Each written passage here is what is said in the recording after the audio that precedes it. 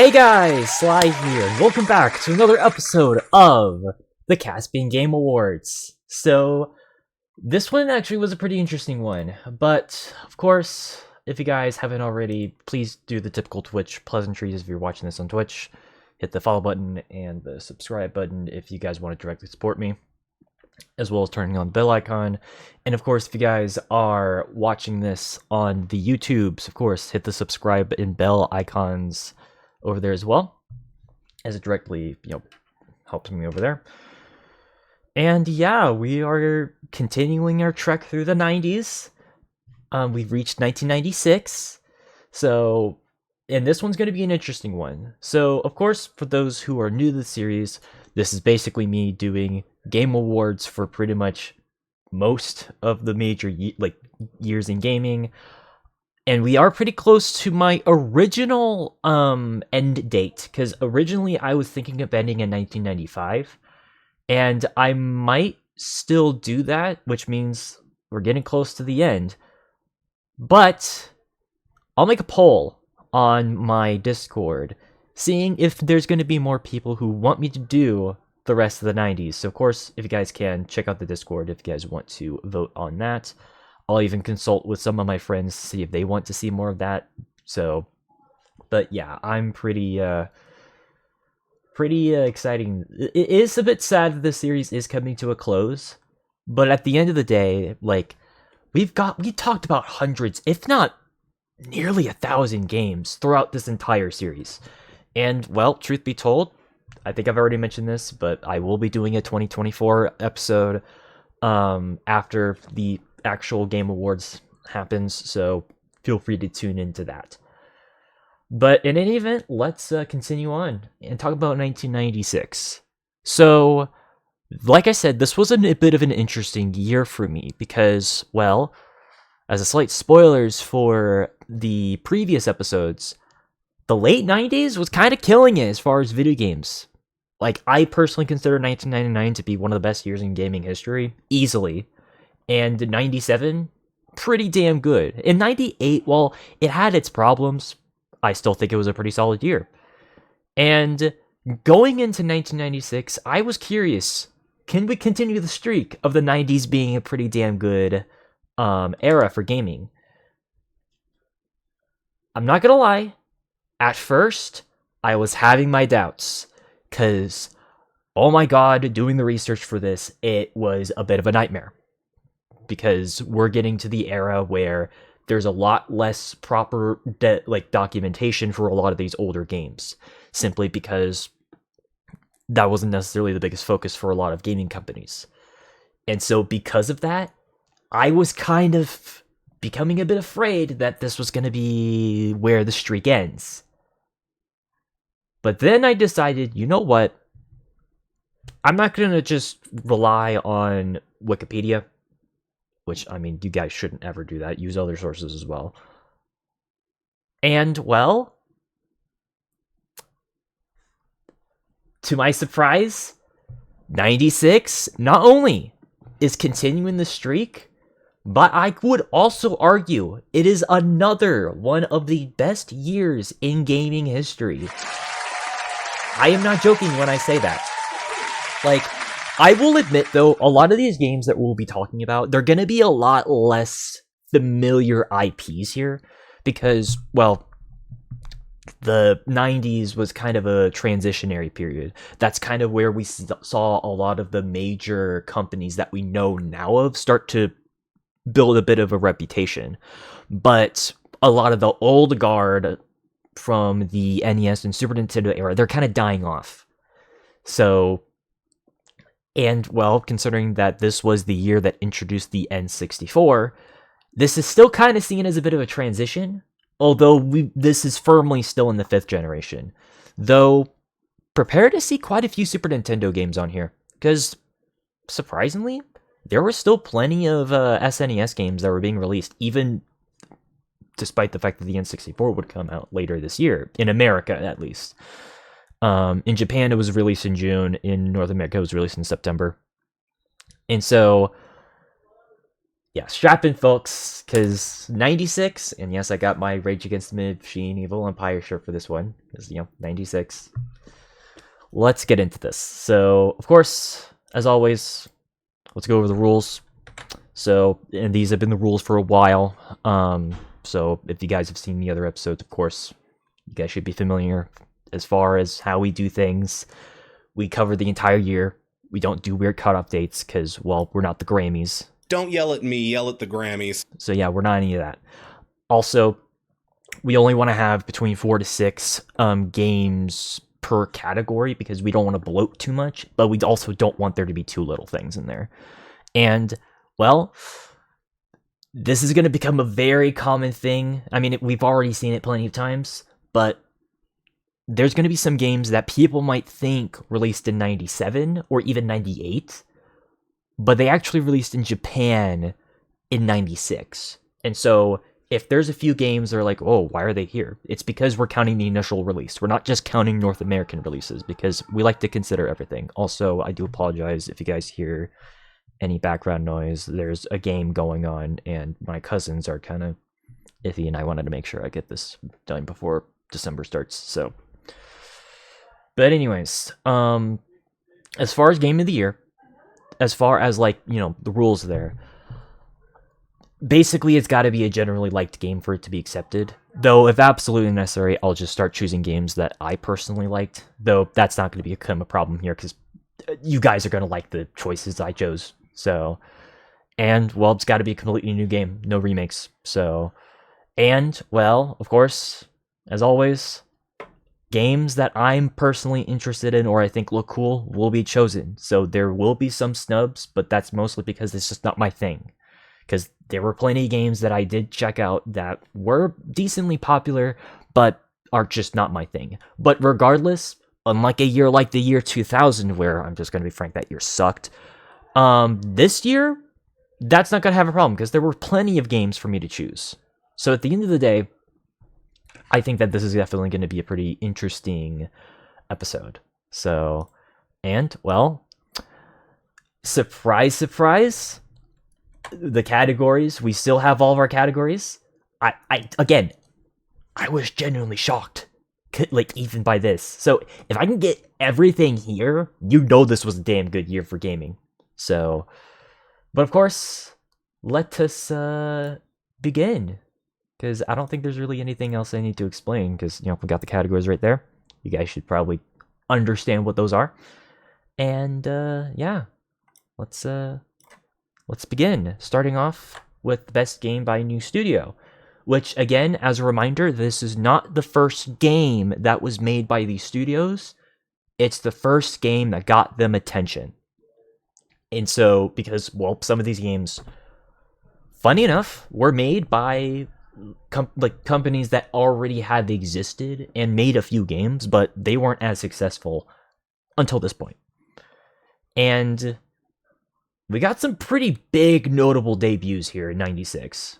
Like, it's pretty surreal. Granted, not a whole lot here, but I mean, I'll explain. So, first of all, we've got ourselves a little lesser known game here called Death Rally, which, that wouldn't necessarily be a major game, though it did have around 100,000 sales, like copies sold, which that's a pretty big deal. But, well, what if I told you that this game is made by the same people who made Alan Wake and Max Payne? Yeah, I am not joking. This is made by Remedy Entertainment. This is their debut. So, and, well, it had decent success. It sold 100,000 copies in its first year, which that's pretty good for an upcoming studio. And, well, it's a decent little vehicular racing game. Granted, it depends on the version, I will admit, because some versions are better than others. But if we're talking about just the game as a whole, it's actually pretty decent. So I highly recommend you guys check it out. So I'm sorry. It's just so weird that they started with a racing game because they're known for their like shooters and action games. Remedy. So I don't know. It's just kind of interesting. So yeah, and then we got Crash Bandicoot, Crash Banuka, as we call him over here, and well, of course, this is made by Naughty Dog. I mean, this one pretty much explains itself. This was their first major game. It wasn't their first game, but it was the first game that got them a lot of attention. And, well, for many a reason, this game was pretty iconic out of the gate and helped establish the PlayStation brand to how it is today. Yeah, it wasn't a launch title for the PlayStation 1, but it's basically a game that's synonymous with the brand. And, well, they remade the games for a reason, and even though I will admit it's not my preferred style of 3D platformer, I still respect it for being a game that has influenced a lot, especially for a lot of the games from the late 90s that are platformers. This is a very important game in that regard, and so I wanted to give it a bit of respect because of it. Which then leads us to another major PlayStation 1 release, Parappa the Rapper, made by Nanaosha, which is a Japanese studio. Again, this technically wasn't their first game, but this was the first game that got them a lot of attention. And, well, of course, they would eventually make more games in this series, and honestly be one of the earliest examples of a rhythm game. It technically wasn't the first rhythm game out there, but it was definitely the first one that I think definitely got some notoriety. And it's helped by the fact that this game actually has some pretty good art direction for 1996, which, again, people might think this came out in 97. It released in 96 in Japan. Same thing with the next game that we'll be talking about. But as far as Parappa the Rapper is concerned, yeah, no, this game is... I mean, I will admit, the songs are pretty catchy in this game. I mean, okay, even though there is a song where you literally sing, where our main character, there's a song on here where you literally have him sing about taking a shit. Like, I am not joking when I say there is literally a song in a Rated for Everyone game where your main character talks about needing to take a shit.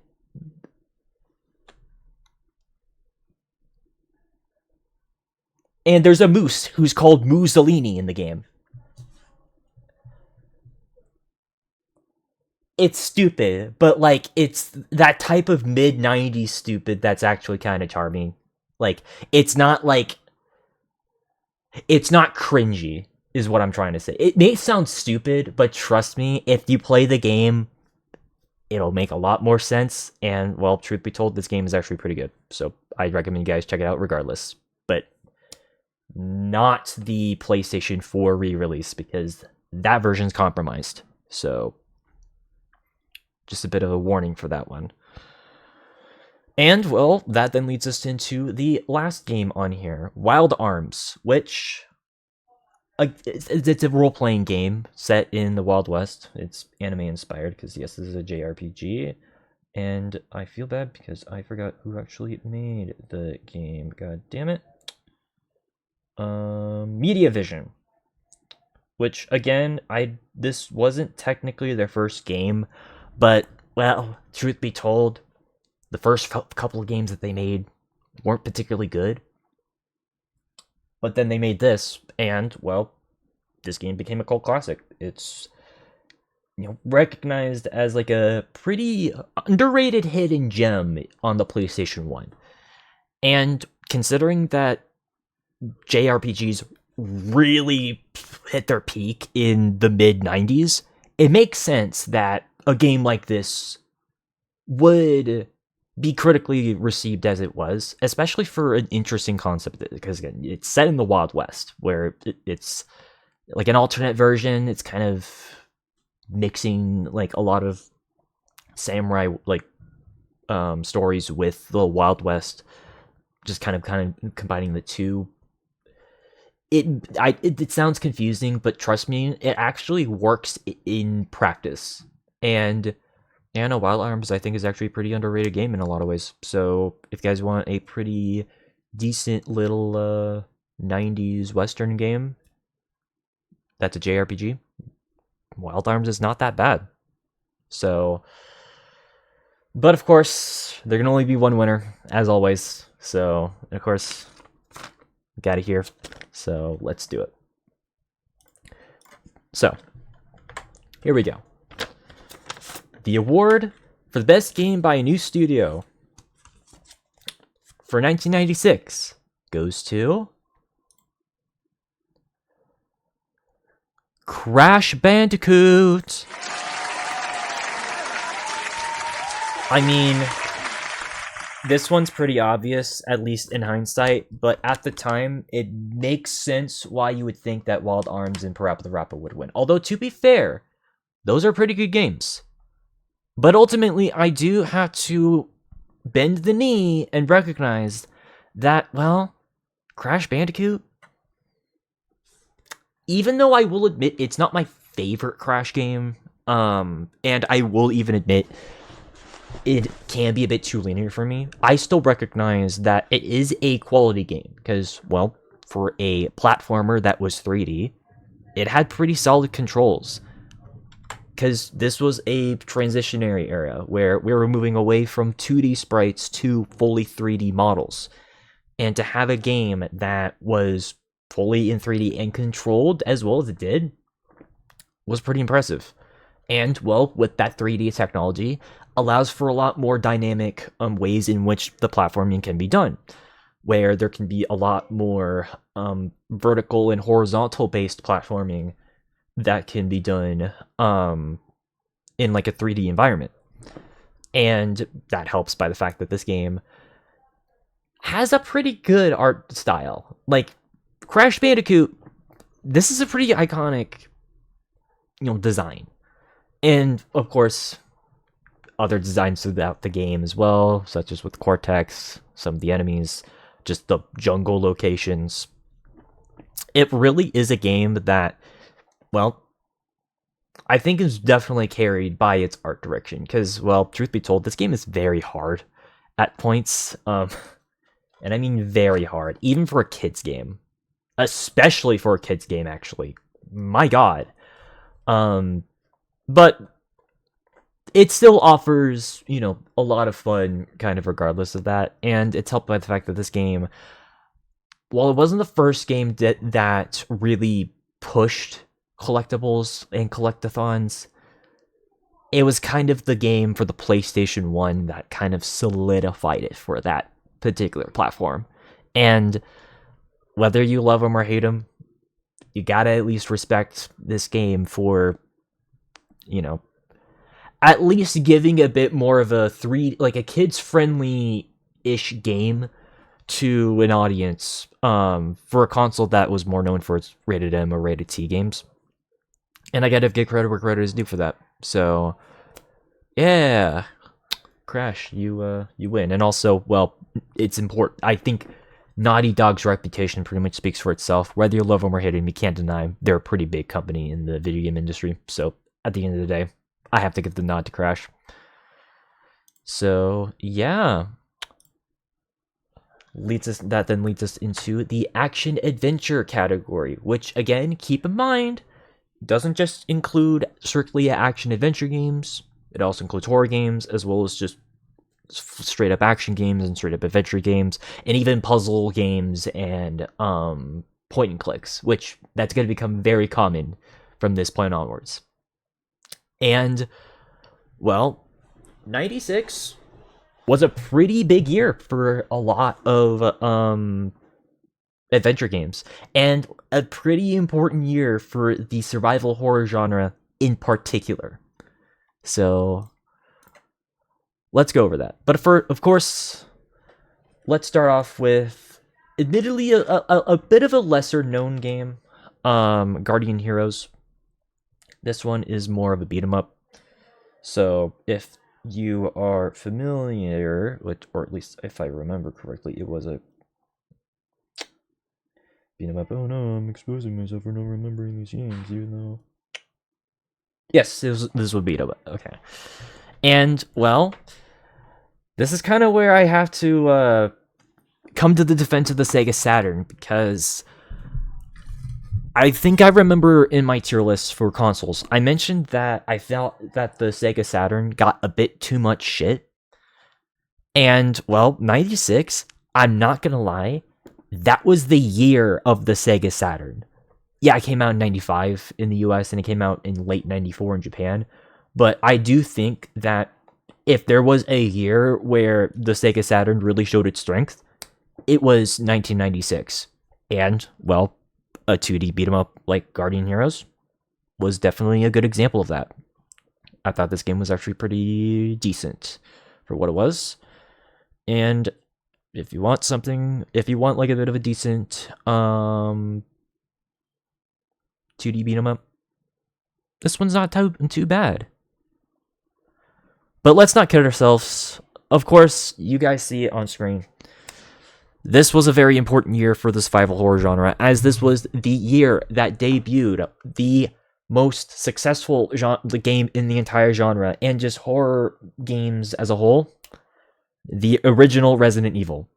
Which, funny enough, if you guys don't know, I actually streamed this 5.5 years ago on my YouTube channel, my old YouTube channel. I will admit, though, I mean, it sucks for me to say, as much as I do respect the original Resident Evil, like, the fact that it was able to take a lot of inspiration from a lot of other older survival horror games, put it in a 3D environment, make it accessible for a lot of people by putting it on consoles, and having a bit of a creepy haunted mansion feel. I mean, well, it's literally set in a haunted mansion. And popularizing the genre as a whole. It's still not a game that I would say is a game that I would recommend immediately, because this is definitely a game that feels like it's from that era. And it's not because of the tank controls, because the tank controls I can actually deal with. As a matter of fact, we got Tomb Raider, which we'll talk about in a second, and Silent Hill 1 and 2. Actually, the older Silent Hill games, they also all use tank controls.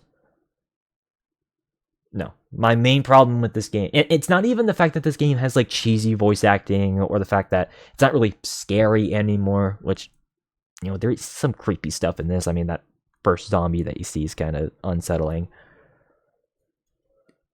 It's not any of that. It's the camera. Good God, this game did not need fixed cameras. And unfortunately, that was kind of a big problem with a lot of older Resident Evil games. Even some of the games that we've talked about that I do respect, and I still respect this game, but keep in mind that, this game is more remembered for its ambiance, its popularization of the survival horror genre, rather than it being a game that has held up. But even despite that, I still think that it is worthy of being nominated on here, especially considering that it is a very important game in gaming history. And I do think that it is a game that actually does have its moments, especially involving the puzzles. So if you want a game that, basically a puzzle game with horror elements, Resident Evil's actually not too bad. Which, well, speaking of puzzles, we got ourselves the original Broken Sword, The Shadow of the Templars. And, well, this is the first, actually, I think the only point-and-click game on this year. So yeah, this is a point-and-click adventure game. And, yeah, no, this game is actually really good looking for a game for 1996. Obviously, it's more 2D, but it's a point-and-click, and so you just, point your character, and they go there. You also use them to interact with a bunch of the environments, and, well, because it's also kind of a puzzle game, there's tons of riddles and puzzles to solve, and you uncover a bit of sort of a mystery involving the Knights Templar in here. And I think that it's actually a pretty decent experience, because point and clicks kind of died after around like 98-ish, 99. And it's a genre that, like, is kind of a dead genre, but it's a genre that's kind of a guilty pleasure of mine. And Broken Sword was definitely one of the biggest names in that. And, well, I highly recommend it if you guys want a bit more of a chill, relaxed adventure game. So, here's what it is. Which, well, speaking of adventure, Tomb Raider.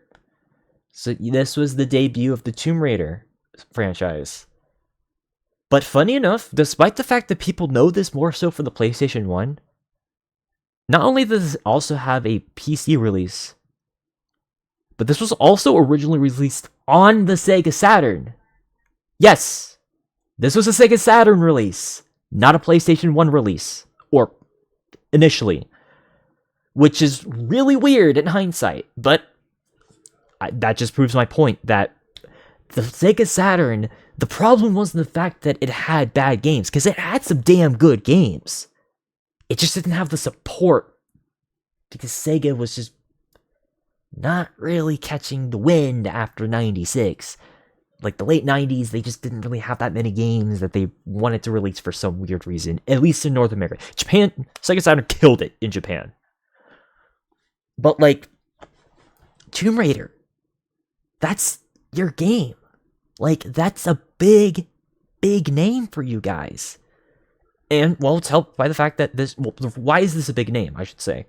Well, because of the fact that this was basically just kind of, well, the closest thing we got to an Indiana Jones game at the time. That wasn't like a weird side-scroller. And just the locales and the exploration is what really made Tomb Raider a big deal. Well, that and also the marketing of Lara Croft herself, but let's ignore that because it was the mid to late 90s. People were stupid. But yeah, in general, though, I do generally think that Tomb Raider is a good game. So I recommend you guys check it out. Though, keep in mind it is tank controls. Although, thankfully, it is not a fixed camera. So that's good. And then we got ourselves the first Legacy of Kain game, funny enough. Blood Omen. So this one is... Again, it's more of a straightforward action-adventure game. So it's a lot more just kind of... Honestly, it doesn't really... I don't want to compare it to Soul Reaver, because it's not really like Soul Reaver. It has some similar elements, but it has a very different art direction. Which is weird, because you would think, oh, it's only about a few years. But as far as being kind of a more grim fantasy game is concerned, especially one that is a bit more, I guess, hack and slashy, it's actually a pretty decent game. So if you guys want a bit of a fantasy action adventure game, Legacy of Kain, Blood Omen, not too bad. And then last but not least, we got ourselves Clock Tower 2. Yes, 2. Wait. 2? There's not a Clock Tower 2. I mean, there was the PS1 game. Are you talking about that? Yes, actually. Because, well, the Super Nintendo Clock Tower is not the same game as the PlayStation 1 version, which is what we're talking about here. I just call it Clock Tower 2 so that's not confusing. And no, it is not a remake. It is a completely new game. It is a sequel story. And I mean, this is regarded as being the best of the Clock Tower series. Easily. And again, this is another survival horror game. And I think that as far as survival horror games, Clock Tower 2, again, not too bad. And, well, dare I say it, and people are probably not going to like this, it's aged a little bit better than Resident Evil 1.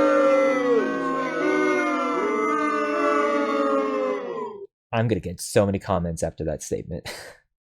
But again, I'm not disrespecting Resident. I like Resident Evil 1, but like Clock Tower 2 is just kind of aged as a horror game. It's aged better.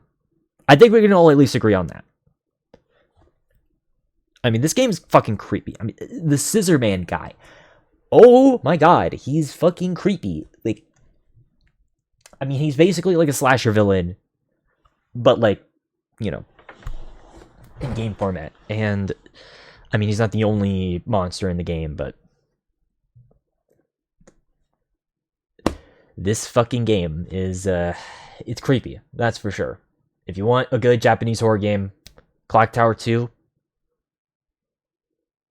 still kind of creepy to this day, even almost 30 years later. So let's now go over the winner. Because, well, it's going to be an interesting, to see who wins here. Because we've got some pretty good choices here. So, the award for the best action-adventure game of 1996 goes to Tomb Raider. Yes, Tomb Raider's the winner here. But why is Tomb Raider the winner? Well, it's due to the fact that this game was a pretty good mixing of different genres. And I see people call this game a platformer. It's really not.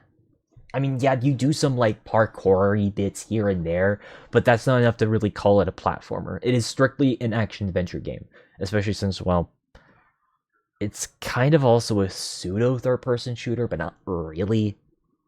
I don't know, it's kind of hard to explain. But, like, the level design is a bit more on a realistic plane, at least compared to a lot of games at the time. Keep in mind, realistic level design was still had a bit of a ways to go. But this game felt like you were actually in a few of, like, you know, different archaeological locations. Of course, you go to Peru, you go to Egypt. I think you go. I don't remember. Did you go to China in this one, or was that the previous, or was that the sequel? I don't remember. But like as far as oh, you go to Atlantis in this one. I do remember. Oh, you go to Greece and Atlantis. That's right.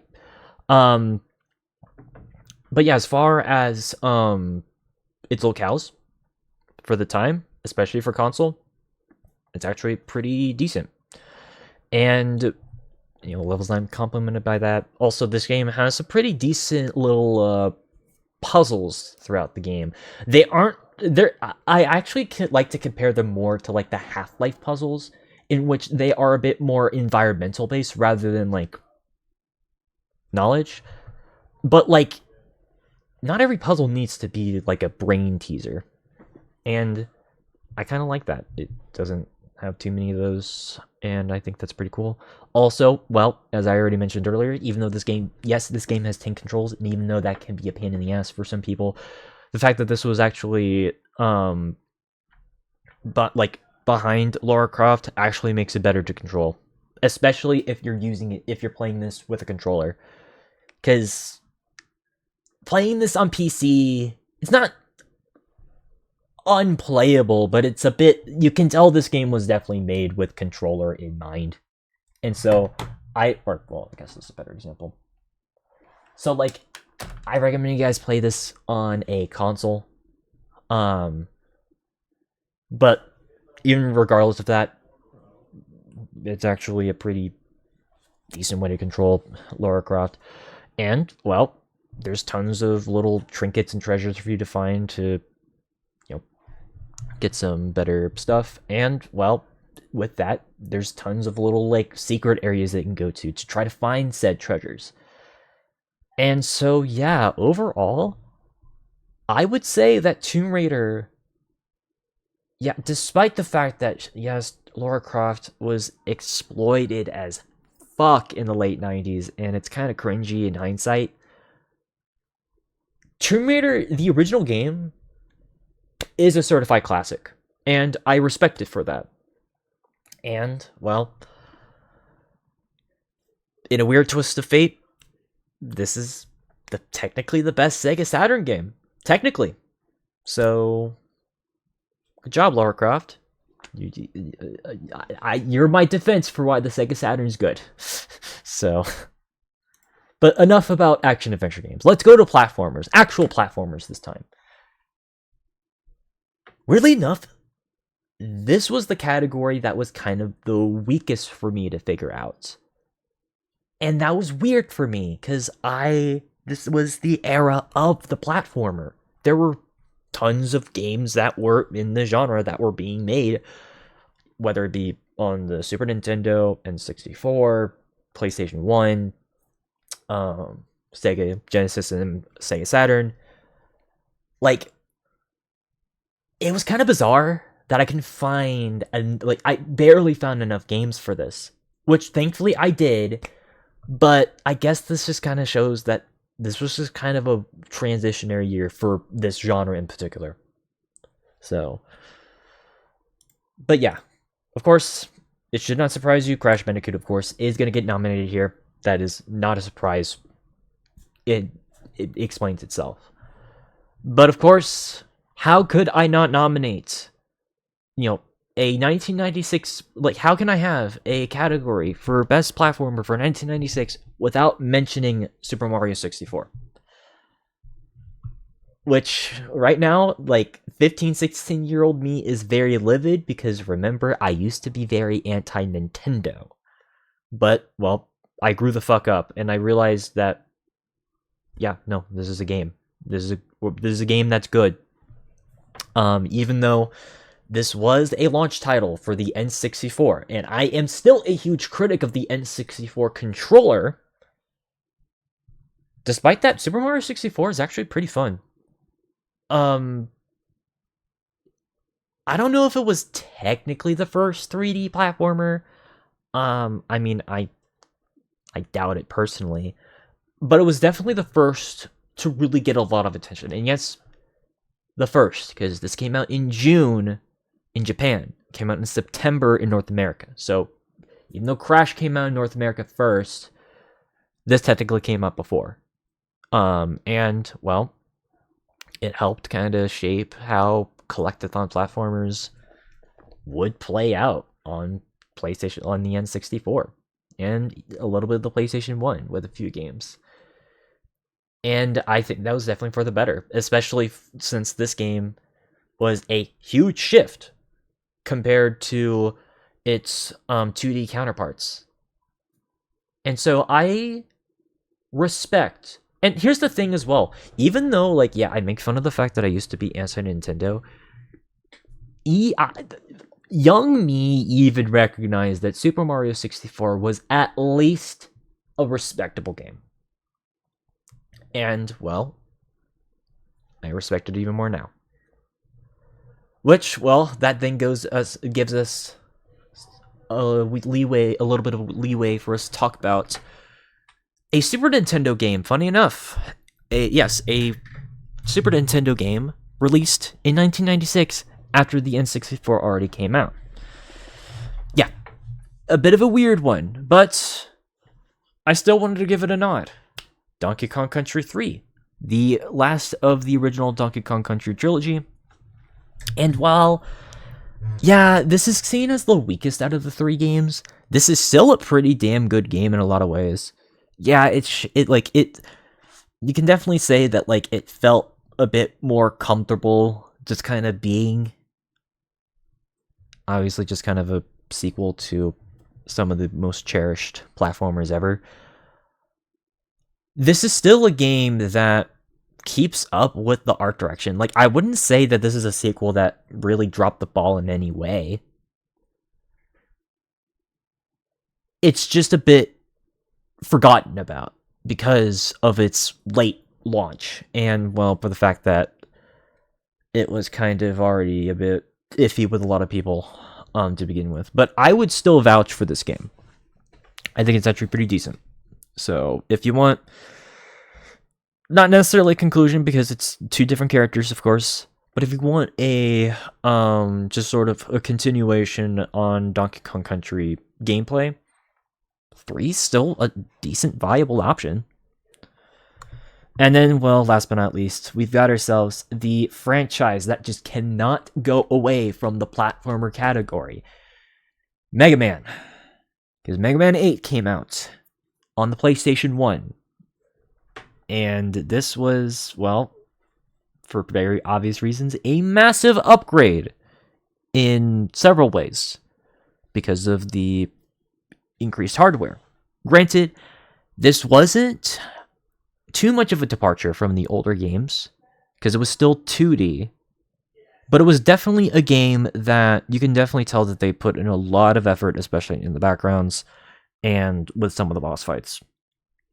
So yeah, Mega Man 8, I would definitely say it is a decent entry within the Mega Man franchise. It just kind of sucks that it took them 12 years to make a direct sequel and follow-up to the baseline Mega Man games. But even just besides that, I do think that Mega Man 8 is a much needed improvement compared to some of the previous games. Especially since 6 of them came on the NES. Jesus Christ. So, that of course leads us to the winner here. Which, I mean, I think it's pretty obvious what's going to win here. But I'm still going to do it anyways. So, the award for the best platformer game of 1996 goes to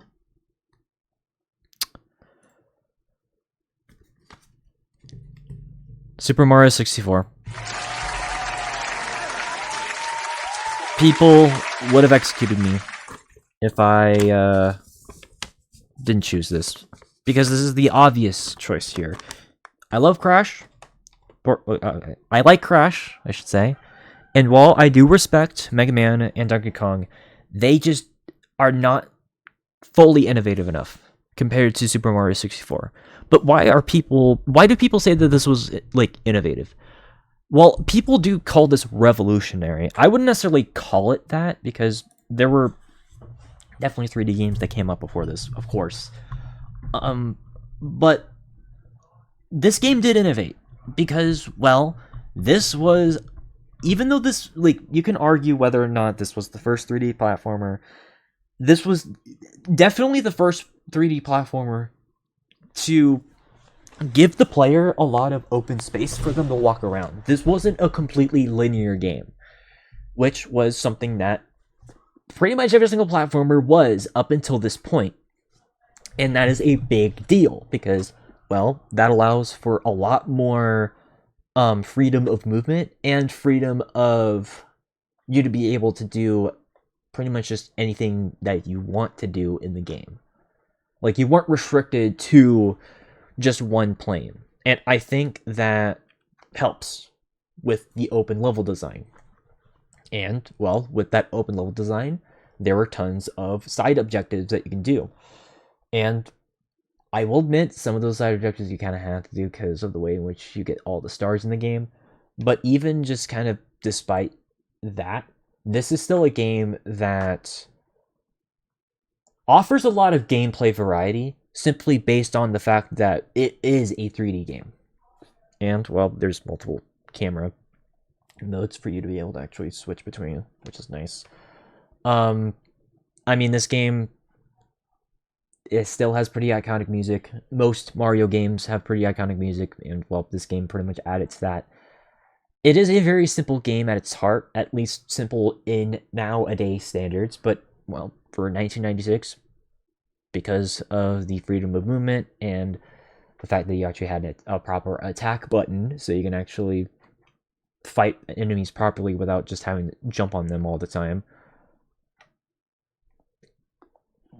I gotta admit, it is pretty fun. Sometimes you just want something that's a bit more simple, and this game proves that. And, well, the fact that this game was able to translate the 2D environments of Mario and translate it into a pretty decent look for 3D, I think that's actually pretty cool. And so, yeah, I think they actually translated the designs of a lot of Mario, pretty much a lot of the Mario characters and enemies and environments pretty well in this game. And, well, I gotta give them props for that. So, yeah, Super Mario 64, winner. So, but let's get more complex. Let's go role-playing, which I will admit, for the late 90s, this was the hardest category for me, because the late 90s was kind of a dry period for RPGs. Because the mid 90s had a ton of RPGs that were released that are iconic to this day, that weren't just Final Fantasy. There were plenty of JRPGs that were made around that time that were pretty big.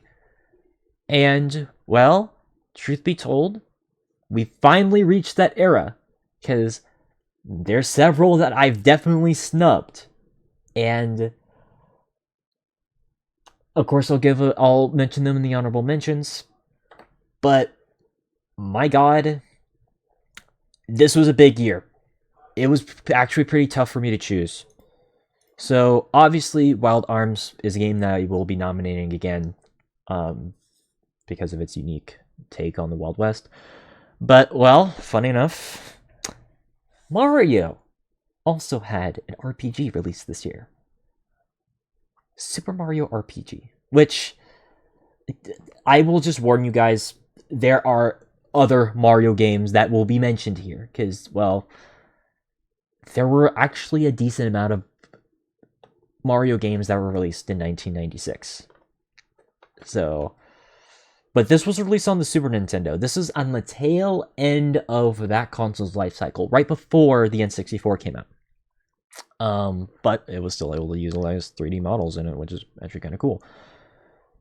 And I think this game, it's a bit of a weird one, because when you think of Mario, you don't think RPG. You think action, adventure, or you just think platformers, right? This was them basically trying to take a lot of elements from Final Fantasy and putting them into a Mario environment, which it's actually pretty decent. I mean, it's kind of weird to treat Mario as like a high fantasy thing. It's like, yeah, it's technically a fantasy series, but it's not like fantasy.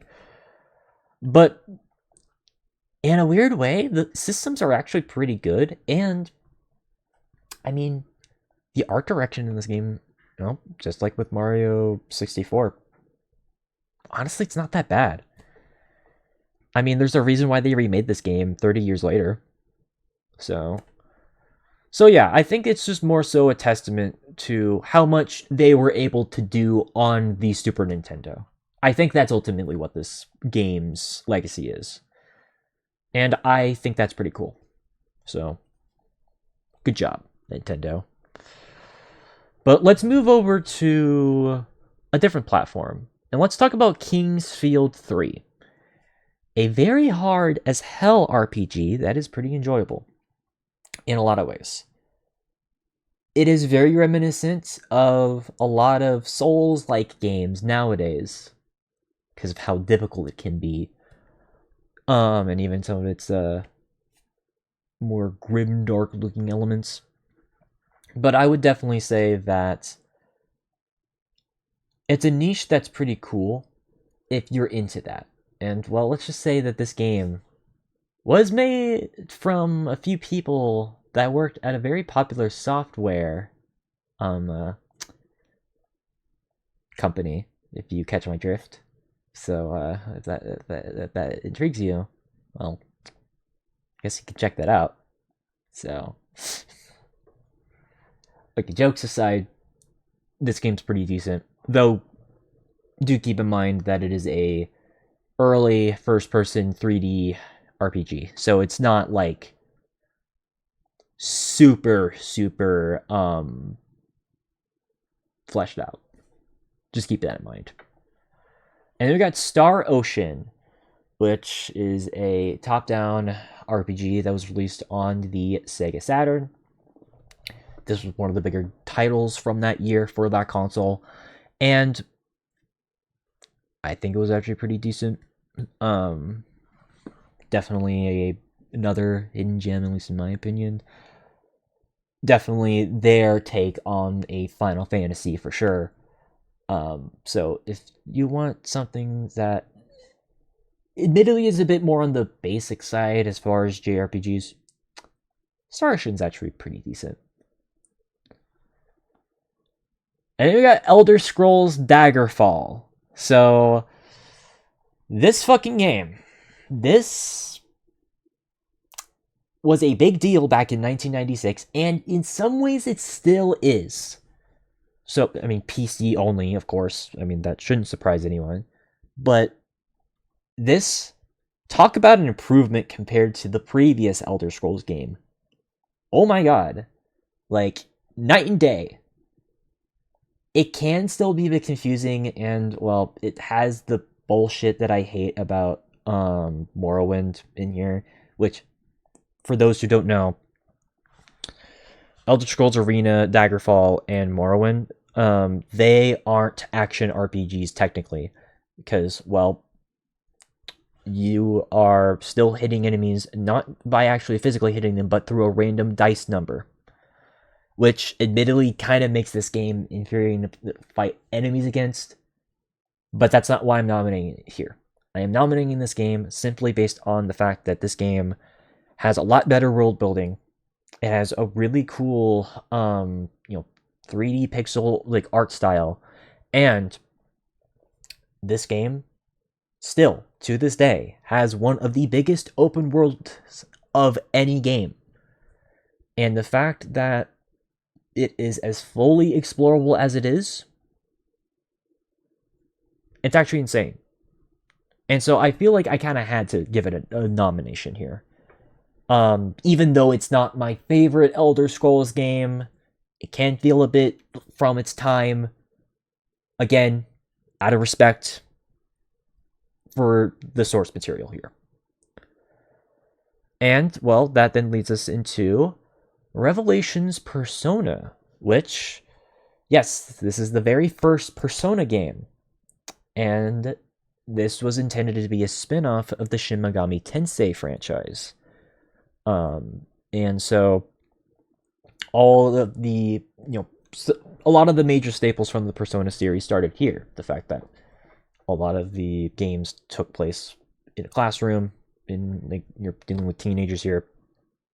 That started here. Some of the weird, intricate magic stuff that's in the Persona series, they're in here as well. And I'm not gonna lie, this game, I actually really like its look. I mean, it's a game that is, you can tell, is very mid-90s. But it kind of takes the Earthbound approach with it, where it doesn't take itself super, super seriously. And you can definitely tell that it's supposed to be, like, that time period. But, like, it adds a lot of weird stuff to it. And I think Persona did that in a pretty good, decent way. Granted, I will say, and I kid you not, the best way to afford this game, unfortunately nowadays, is if you get a PlayStation 1 Classic. Because this game is way too expensive on eBay. Do not buy this game on eBay. Just buy a PlayStation Classic, or just try to find it somewhere online. Don't fucking spend $500 for this game. It's not worth it. At that price anyways. It's worth it to, like, check it out for yourselves through other methods. So, if you want to play the original game, just do that. So, but let's choose a winner, because I feel like I'm gonna get upset right now. So, let's just choose a winner. So, here we go. The award for the best role-playing game of 1996 goes to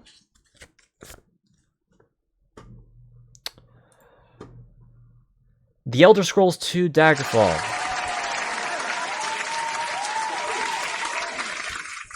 yes, I know this is the only JRPG that is being nominated, and I gave it the win. But I do think that this game is probably the best choice, even despite that, because, well, truth be told, this game is basically a direct improvement compared to everything that Elder Scrolls Arena had. Like, the customization, for example, being able to create your own class. While that was still possible in Arena, it was very limited. But with Daggerfall, oh, they expanded the options so much. You know how you're able to create your own sort of subclass in modern Elder Scrolls games, or in the more recent Elder Scrolls games? Well, you can thank Daggerfall for that. This implemented a lot of those systems that we take for granted now. They came from here. And it's helped by the fact that this game has just objectively better controls. It may not have better combat, but it does at least make it to where it's a lot easier to maneuver around the environments. And I think that was definitely for the best. And, well, this game, even to this day, still has one of the largest and most impressive open worlds to this date. It really goes to show just how much gaming has kind of lost its experimental touch in the AAA scene. Because this game is impressive. Granted, the world has a lot of randomly generated stuff, which does kind of ruin it for some people. But the fact that this game even was as ambitious as it was, I have to respect. Because, my god, was this game ambitious. At least as far as its open world. And I gotta give credit for that. And, again, Arena existed before, but this was kind of the game that started to finally solidify the general lore of Daggerfall as we know it. Or I guess just Elder Scrolls and Tamriel. Because Arena was just kind of more of a excuse for them to make just kind of a generic fantasy world. But with this game, they added in some of their more unique elements in here that are common stuff within Daggerfall. I mean, the concept of the Daedic princes, they were mentioned in this game. The involvement of Cyrodiil Empire was a lot more of a focus here. And I think that's definitely a bit of a noteworthy thing, especially since those are just Elder Scrolls staples. And again, just the fact that this game allowed for so much freedom of choice for you to be able to do whatever you want in this game.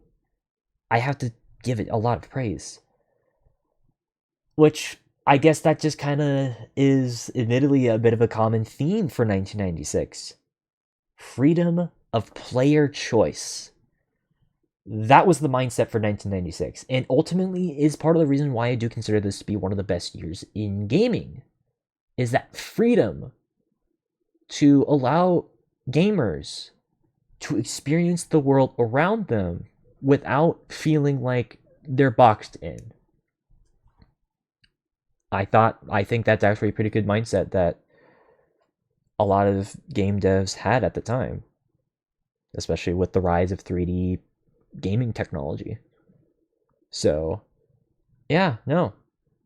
Elder Scrolls Daggerfall is a good example of that. Even though it is dated in a lot of ways, I still respect it. And, well, thankfully this game is free on Steam now, so there's really no reason for you not to check it out. So, hell yeah. Alright, shooter games. Of course, I had to update this a bit because, well, truth be told, we're not just talking about first or third person shooters anymore. We are also talking about rail shooters and shoot 'em ups as we're getting less and less further away. Okay, yeah, we're getting further and further away from traditional, or I guess just more modern, like, styles of games here. Though I will admit, there is one game that I did end up nominating on here that I was just really, really close to not doing it because I know I've slandered this game several times before, but like at the same time, it was a game that was for a specific platform, and well, I have to at least be truthful to myself. I may have been a bit too harsh on, but whatever. We'll get to that in a second. So once you guys see it, and if you guys know the channel, you know exactly what game I'm going to be talking about. But let's of course go over the nominees. So first up, we got Duke Nukem 3, which, well, funny enough, this was actually another game I did slander before, but like I've changed my tune on. So yeah, no, because I streamed this last year, right? I think I streamed it I definitely streamed it within like the past year or two. And yeah, no, Duke Nukem 3D is pretty fun. I mean, I don't like every single quote that Duke pretty much says, and there's definitely some imagery that is a bit questionable. But like, as far as a straight up Doom competitor, as a Doom clone, I have to be real with you guys, this game is actually pretty damn fun. And I think that this is easily a game that I understand why this is as respected as it is. Because, well, yeah, no, this game is a lot of fun. Especially with some of the weapons that you use, the enemy variety, the engine that it's on, the build engine, having some cool, like, little interactable things, which just weren't really a thing in a lot of Doom-like games. So, yeah, like, honestly, pretty solid game that I would recommend you guys check out. I mean, yeah, it sucks that the Atomic Edition and the Megaton Edition are not available anymore. They got replaced by the 20th Anniversary Edition, although I think they didn't want to necessarily sell too many of the unofficial expansions, because, yes, to put it bluntly, a lot of the popular expansions for this game that came out, such as Duke Mountain in DC, the Beach is a bitch, I don't remember what it's called, but like those weren't actually officially made by 3D Realms. Those were made by third-party companies that did not have direct involvement. So that's kind of why I didn't nominate them for expansions, but whatever. Duke Nukem 3D is a good game. Go check it out. Even if I had to get the 20th Anniversary Edition, that's still a viable way to play the game. So, there. Anyways, let's move on to Alien Trilogy, which is a game that, honestly, well, it's weird because I actually think this game, despite it also technically being a Doom clone, it actually plays better on console than it does on PC. It's one of the few examples of a Doom clone that I will definitely firmly say it works better on console than it does PC. And, well, I do think this game is actually a pretty enjoyable sort of run through of the Alien franchise. Because, I mean, I've mentioned it plenty of times before on this series that I do like the Alien license. I think there is enough that they've established in the movies to where you can have some sort of outside lore material. And Alien Trilogy definitely took advantage of that. I think this game, as far as a console shooter goes, it's actually a pretty good Alien game. So if you want a game that is creepy and plays very much like Doom, this is definitely up your alley. And then we've got probably the only non-first person shooter on this category. Panzer Dragoon 2 Zwei. So this was a rail shooter that was on the Sega Saturn. I'm giving the Sega Saturn a lot of love tonight, but it's an underrated console, people. Come on, don't give it too much shit. Anyways, Panzer Dragoon, or Dragoon, excuse me. The original game did a lot, like, it did pretty well for the Sega Saturn, and I think it even had an arcade port that a lot of people liked. Same thing with this game. And, well, admittedly, it didn't really reinvent a lot of the concepts that the first game established, but it's just an enjoyable shooter gallery that, honestly, is a lot of fun. It's kind of I guess it's their closest thing to, like, a Star Fox competitor, because it plays very similarly, just in a fantasy setting. And I think this game is actually pretty cool. If you want a pretty cool fantasy shoot 'em up rail shooter, Panzer Dragoon 2 is actually pretty good. And then we've got ourselves Strife, which is a game that is a weird combination of both RPG and first-person shooter. Dare I'd say this is probably the game that is stretching the most for this category here. I could have easily chosen another game to fill this up, though this game, I still wanted to at least give it a nomination, simply because of how ambitious this was. Because like I said, this is technically a role-playing game, first-person shooter hybrid, but it was built in the same engine that Doom had. Which, yeah, that's actually pretty ambitious.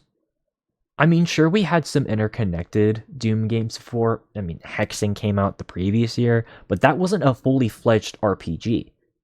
This was. And that, I have to give a lot of credit to. I think that's actually pretty cool that they tried experimenting with the engine to try to make a game like that. It honestly is something that I have to give a lot of respect for. So, yeah, if you want a Doom-like RPG game, Strife is actually a decent example. So, yeah. Alright, these last two games. I mean, first off is Quake. Need I say more? It's Quake. It's Quake. It's fucking Quake. You guys know how much I fucking love Quake. Hell, I played Quake earlier this year again. So, like, this game is awesome. Go check it out. Of course. Of course. Of course. No question. Also, Marathon Infinity is on here, even though I talked shit about Marathon before. Okay. I have to be real with you guys. Marathon is a trilogy that, I'm gonna be real here, hasn't aged particularly the best. But I still respect the games. Because I think that even despite the fact that they are a bit awkward at points, especially the first game, oh my god, that game is aged kind of poorly in a lot of ways, especially for a Doom clone. And yes, it is a Doom clone. People online, don't try to argue with me otherwise. It plays very similarly to Doom. Don't even fucking argue with me on that. But yeah, like, you know, for being a Mac Doom clone, well, there's your problem right there. It was released for Mac users, not for DOS or PC, like Windows users. Which is kind of the thing, is that, you know, I feel like it just should have been released on DOS or Windows. That's just me, though. And I guess I am still at least giving this a nomination, not because of its gameplay, but because of its art direction and for being amongst one of the first games to kind of actually have a story within its first-person shooter. Because, well, shooter games, they just didn't have narratives. Hell, most games other than role-playing games didn't really have narratives. This game at least attempted to have a bit of lore in its background. And I think that's at least something that I will give it credit where credit is due. Even if it's not my favorite style of game, I still respect the hell out of what this game at least was able to bring as far as video game storytelling for several years down the line as far as first-person shooters. It's very important in that regard. So, but whatever. You guys already know what's going to be the winner here. Like, if you guys know me, you guys know exactly what the winner is. So I'm not even going to waste my time here. So, come on. The best shooter game of 1996 is Quake. It's Quake. I fucking love this game. It's a 10 out of... I'm gonna calm down. Quake is just a game that I respect the hell out of. It is one of my favorite games, period. So, of course, I'm gonna be biased here. But even despite my bias, I do think that people will agree with me on this. I mean, well, let's be real here. This was, at least as far as mainstream releases, this was the first major 3D first-person shooter ever released. Fully 3D. Because there were some that came out in 95, but they sucked ass. This was able to find that perfect balance between, you know, graphical fidelity and engaging gameplay. And, well, that is, in a weird way, that was actually one of the main criticisms of this game back then, is that people thought this felt just too much like Doom. It just felt like another Doom clone, just made by id Software. Or they could have just called it, Doom 3. Yeah, but like, I mean, it's a completely different environment tone-wise, so it doesn't really feel like Doom aesthetically. The weapons, they're not the same arsenal that you used in Doom, except for the super shotgun. Everything else in this is a completely new weapon. And 3, I think they just called it Quake to really emphasize that this is an increase in technology compared to what Doom was. Because Doom, even though, yeah, it had 3D environments, it still relied heavily on 2D sprites for everything else. This game being fully 3D, with 3D weapons, 3D enemies, 3D objects, it felt more like it was an evolution for them to justify establishing a new franchise. And that's the thing about Quake. It technically, the concept of Quake didn't originate as a first-person shooter. Hell, it actually predates that of Wolfenstein 3D, if you guys don't know. It was originally supposed to be an RPG, but due to a lot of time constraints and a lot of technical problems, they changed it into a first-person shooter. And, well, in a weird twist of fate, that was probably for the better. I mean, what other, like, first-person shooter from this era has the same tone and look that this game does? Not many, if any at all. And, well, it's helped by the fact that this game has that dark fantasy tinge to it, mixed with the grim sci-fi stuff that it has.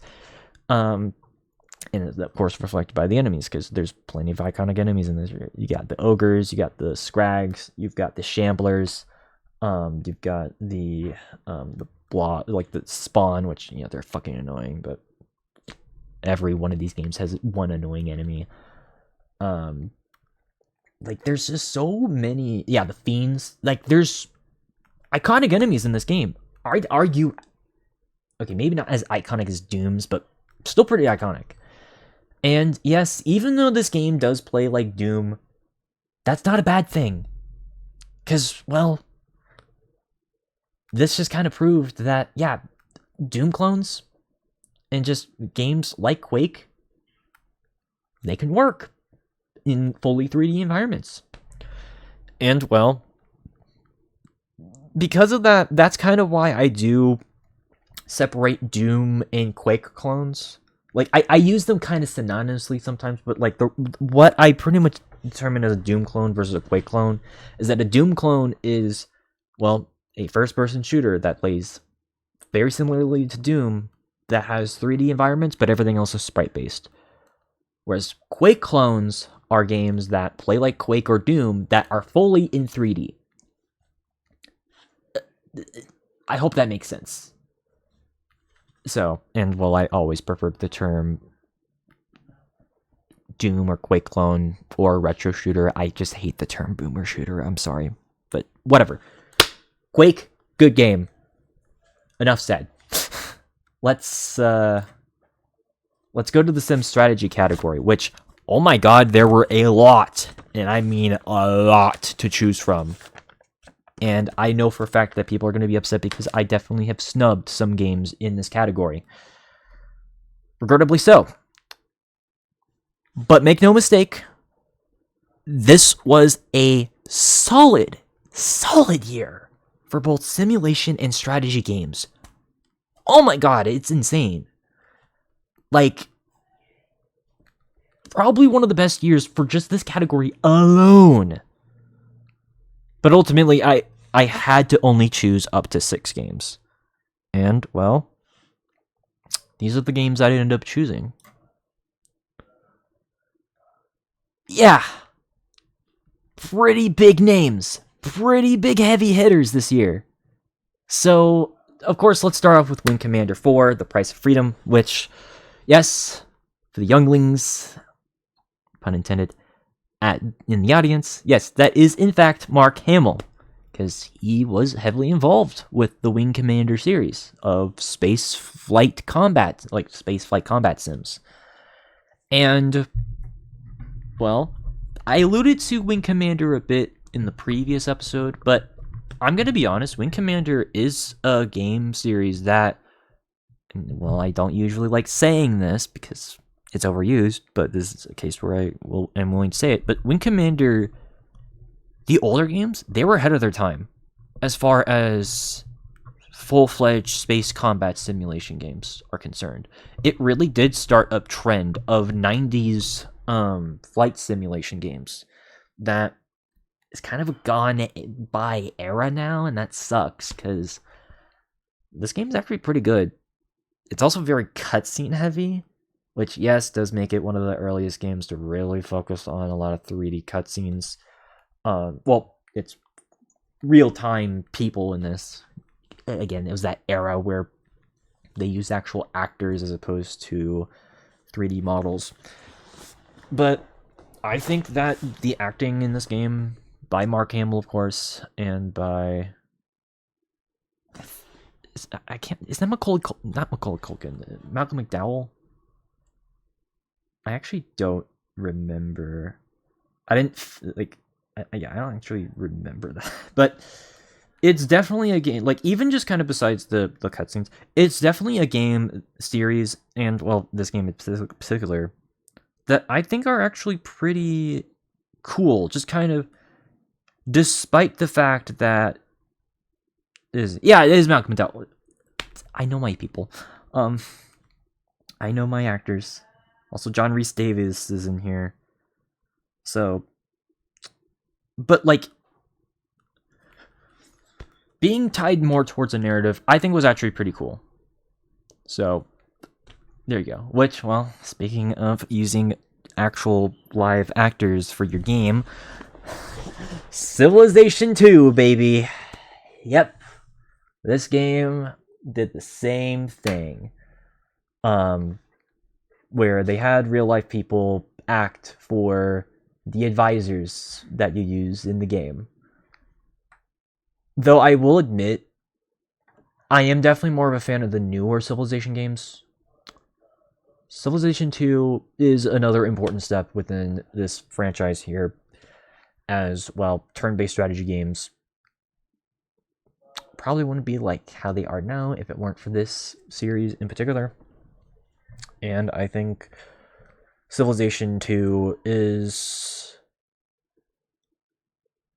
at least for its time, pretty decent. So, again, the presentation, I think, is what really holds up this game in particular. Definitely makes it an improvement compared to the first one. So, yeah. Admittedly, I kind of have very similar sentiments to this next game here, The Settlers 2, which is another sort of strategy, not grand strategy, but it's a similar style of game, but instead it's more focused on a specific time period. And this, I don't know. If I'm gonna be honest, it's kind of hard for me to really like comment on this era of strategy games because I will admit I'm not as familiar, and that's partially due to the fact that, well, it's not really my thing. But I'm still gonna nominate here because, well, this was the closest thing to a Civilization competitor that was able to kind of hit. So, and I think it's actually pretty decent. Going back to the simulator side of things, we've got ourselves Microsoft Flight Simulator 95, which is Microsoft Flight Simulator for Windows 95. That's the actual name. That is a dumb name. I'm just going to be frank. That's just a dumb name. Just call it Microsoft Flight Simulator, like what, 6 or 7 at the time? Whatever. It's still a cool flight sim. Don't get it twisted. Microsoft Flight Simulator has always been pretty good as far as their flight simulation games. I mean, they've been doing it since the mid-'80s, so they better be damn good with them at this point. And, well, this game is no exception to that. And this is kind of where we start finally getting more of an Earth that actually feels like you're flying above Earth. Because beforehand, you were mostly going to implied locations rather than like locations that replicated where they were supposed to be. This was the first game in the series to really feel like you were actually flying around where you were on the map. And, well, that's worth something. And I think that's pretty cool. And then, well, we've got ourselves some pretty decent strategy games up here. We got ourselves Heroes of Might and Magic 2, The Succession Wars, which again it's another turn-based strategy game.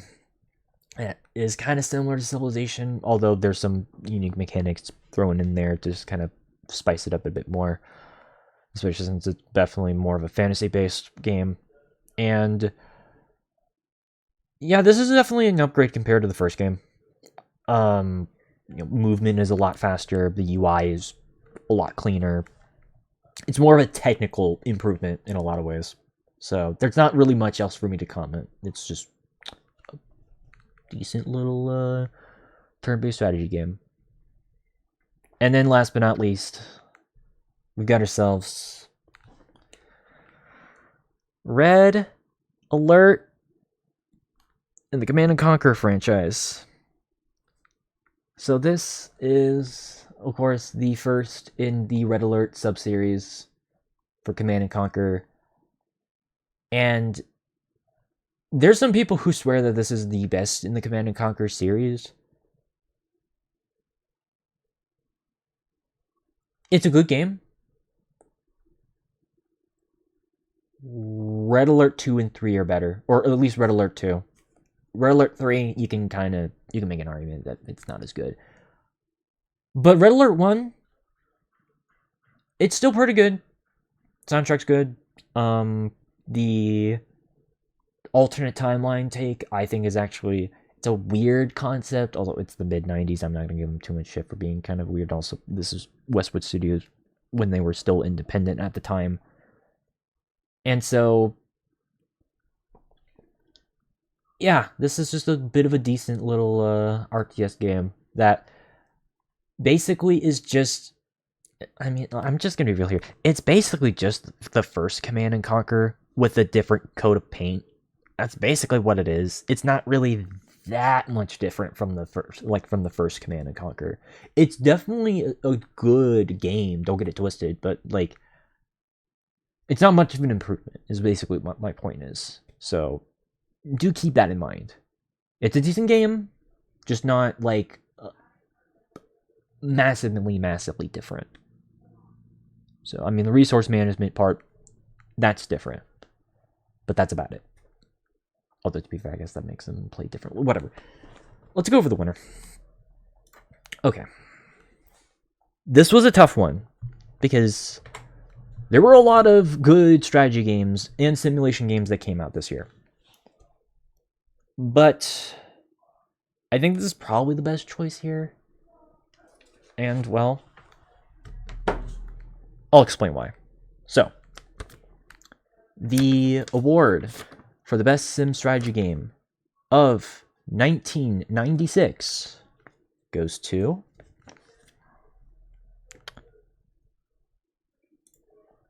Wing Commander 4. I mean, I will admit, I am a little bit biased because I love Mark Hamill. Like, he's one of my favorite actors ever. And, well, Malcolm McDowell is in this game. But even putting my bias aside, I do think that this is actually a genuinely really good evolution of space combat flight simulation games. They improved the controls massively. Like, they're a lot more responsive, especially since, you know, this is a fully 3D environment by this point in the franchise. They are no longer restricted to the pseudo 3D that they were stuck with for a long time. This one actually is fully in 3D. I mean, it being a flight, like a space combat simulation game, I've always found those to be pretty enjoyable and pretty immersive. And so this game, of course, fills that niche for me. And I find it to be pretty fun. Granted, it's definitely one of those series, or I guess just these games in general, you kind of would rather use a controller for them, or hell, buy like a full-on joystick controller if you really want to get into it. And, well, considering that these headphones have surround sound, I mean, this could be pretty helpful. Although, see, yeah, this game didn't have surround sound. If this game had surround sound, oh my god, that'd be fucking insane. But this was 1996. That was still relatively new, if it was even a thing for games. But ultimately, I think this game is definitely carried by the fact that this is a game that has talent in it. And they bring their A game here. And it's one of the few games that does use full motion video that has actually aged a lot better. Because I'm going to be honest, a lot of games from this era that used full motion video, they've aged so badly. It, like, even in Civilization 2, there's some parts where it's like, oh my god, this just feels so dumb. Or in Command and Conquer even. But with Wing Commander, you can tell that they cared about that side, and they put in all of their cards and all of their effort in there. And that's actually pretty awesome for them. They took this game seriously in both its gameplay and its cutscenes. So, I mean, other than that, it is still just kind of a continuation of the general loop of the other Wing Commander games. But considering that Wing Commander is definitely a series that I do respect, even though it's technically from before my time, I still think they're pretty cool little flight sims if you guys want to check them out. So, I mean, and well, as a bit of a bonus, this game doesn't have like it doesn't have like a weird cockpit like that blocks certain view angles, so if that's something that annoys you, you got full view in this game, so bonus points right there. Alright, sports, racing, and fighting games. So, this one actually was, funny enough, a bit easier than I thought it was going to be. As far as a category. I thought this was going to be a lot harder for me because we're getting into the era where we're going to wane from these style of games that I'm more interested in. But I was still able to find a decent amount here. And, well, the decent amount that's here, it's actually pretty damn good. So, let's talk about that. So, Death Rally's here again, just as a bit of a nomination, and also for being a decent style of game here. But, well, we've admittedly only have one fighting game on here, and that's Soul Edge. And, well, you guys know that I don't really care for fighting games all that much. I do give respect to Mortal Kombat, but that's mostly because, that was the first franchise to really mature the fighting game as a whole. I mean, yeah, there was Street Fighter before that, but I've never been a big fan of Street Fighter personally.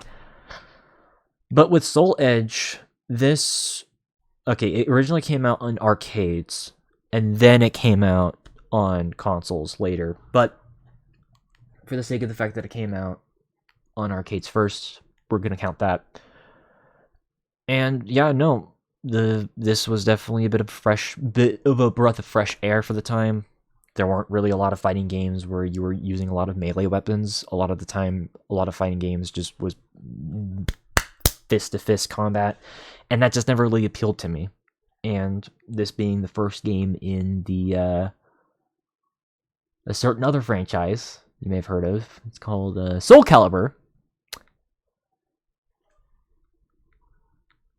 I'm a bit more open to this because I like Soul Calibur.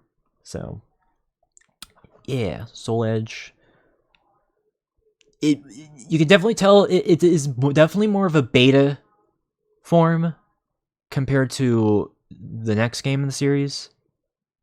But in my opinion, this game is still actually a pretty decent game to play around with. So I recommend you guys check it out. And then we got the other racing games. So first up, Wipeout 2097, the sequel to 1995's Wipeout. And no, that's not to be confused with the stupid game show, which I don't even know if it's on anymore, but whatever. Wipeout, is a very fast-paced speeder racer series, for those who don't know. I think I mentioned this in from a episode a long time ago, whenever the Omega collection came out, and this actually is in that collection. And yeah, as far as basically being an F-Zero competitor, because that's essentially what this was. Yeah, this game is pretty cool. So if you like F-Zero, you're more than likely gonna like this. So yeah, check it out. And then we have Destruction Derby 2, which I know that definitely looks like a very generic cover nowadays. But for the time, that was actually a big deal. Because, well, similar to Death Rally, Destruction Derby 2 was another sort of combat racing game where it honestly was basically just a spiritual successor to the Burnout games. So, I mean, I like Burnout. I might as well like this as well. So, although this one is definitely more involved with like actual race tracks as opposed to street racing. So do keep that in mind. But I still think it's actually a pretty cool, breath of fresh air compared to a lot of other racing games at the time, which can basically encourage you to not crash into everything. So that's worth something of note. And then, well, we got ourselves Mario Kart 64. Again, a lot of Mario games this time around, but again, this was Nintendo putting all their eggs in Mario, in the Mario basket this time around. And, well, again, this is technically a game that came out in Japan in 96, came out in 97 in North America and Europe, but because of that Japan release, it counts here. And, well, talk about a massive change compared to the previous Mario Kart game. Obviously, it being fully in 3D helps, but, well, except for the actual racers themselves, I think there's still 2D sprites, just using 3D models from turning into sprites. It's confusing. But this game has a lot of iconic tracks in it. Iconic tracks that have been seen in plenty of other Mario Kart games since then, and have become massive, massive staples. Hell, even some of the more exclusive tracks on here, including the one with the train, I can't think of the name of it. It's the one in the desert. That one's cool. Also, of course, Drum Jungle, or not Drum Jungle, Donkey Kong Jungle, or Congo. God damn it. It's been like over a year since I played this, if I'm going to be honest, so I do apologize if I don't remember the exact maps, but basically a lot of the maps that they brought back in Mario Kart Wii that were on here, their original versions on here, I think are actually pretty good. And yeah, especially this version of Bowser's Castle. This version of Bowser's Castle is actually kind of a personal favorite of mine. I don't know why, I just think it's pretty cool. So yeah, in my opinion, Mario Kart 64, even though, yes, it is definitely not going to feel like the other Mario Kart games as far as, innovations, I still think this game is enjoyable, just kind of by itself and not in a vacuum. So, let's go over the winner. So, the award for the best sports / racing / fighting game of 1996 goes to... Oh, wouldn't you know it? It's Mario Kart 64. Who would have guessed? I mean, I will admit, I almost forgot to add this onto the slideshow. And I definitely would have kicked myself if, like, I forgot about this game. But, well, ever since I got that Wii back, I've been on a bit of a Mario Kart spree. I've been playing a lot of Super Mario, I've been playing a lot of Mario Kart Double Dash, obviously Mario Kart Wii. I've been watching a lot of my friends play Mario Kart 8, which is making me jealous, because I kind of really want to play that game, if I'm going to be honest, but I kind of don't want to buy a Switch for myself because of the new console. But as far as Mario Kart is concerned, 64 is a massive improvement in every single way compared to the first Super Mario Kart. I mean, 3D environments, pretty obvious, but also this game has just overall better controls, even despite being on that weird N64 controller. It's not as stiff, and I think that it works in this game's benefit. And, well, this game fixed probably the biggest problem that Super Mario Kart had, and it was the fact that that game had not very good power-ups. They fixed that here. Power-ups are actually useful here, and that's awesome. Also, the fact that there's a lot more verticality with some of the tracks on here, it makes for a lot more of an enjoyable experience. And, well, I already mentioned there's some pretty iconic tracks in this game. And, well, at the end of the day, what really does make this stand out the most is, well, it's multiplayer. Well, of course, this introduced 4-player multiplayer, because there were actually 4 controller slots in the N64. Of course, got to take advantage of that. But this also was the game that introduced the battle mode. And so, you had about, I think, 4 maps for this, for battle mode. But they're actually pretty decent. Granted, the AI can be kind of iffy. But yeah, no, battle mode was pretty big if you wanted a bit more of a competitive, non-racing mode in this game. So, Mario Kart 64 is the winner here. No, I usually am not the type of person who likes nominating multiple games of the same franchise. I don't like doing that, but I have to be honest with myself. I like Mario Kart, and I like Super Mario 64. Those are like some of the best games on the N64 period. So, and I come from someone who hates the N64. So, but we've reached the expansions. I was kind of iffy on whether or not I was going to have this category, but I found just enough here, but only just enough. So do keep that in mind.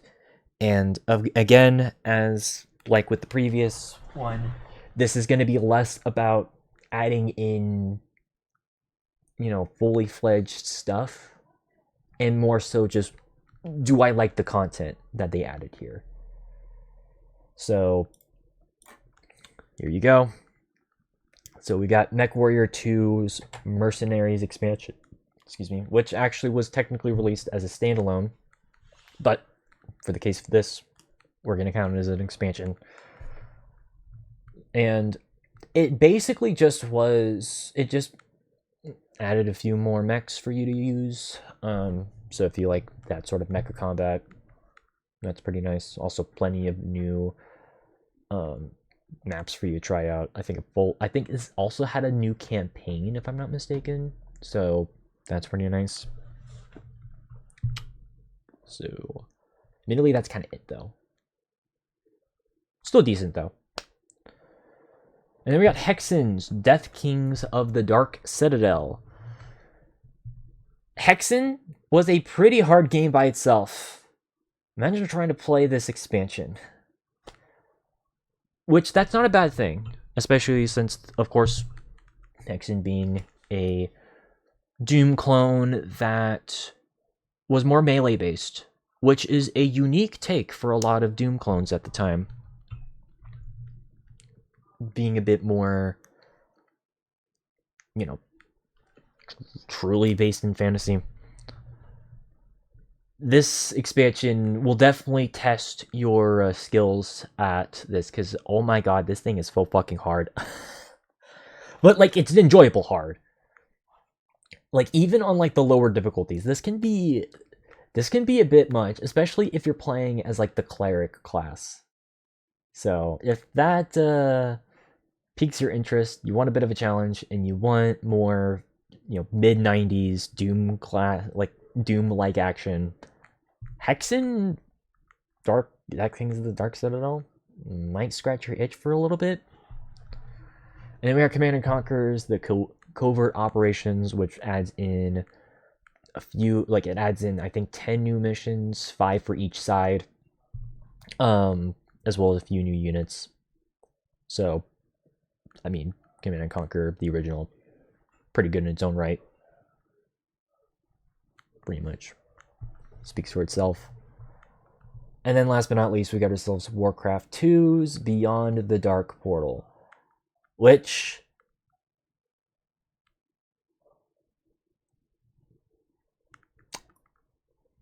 adds in a lot.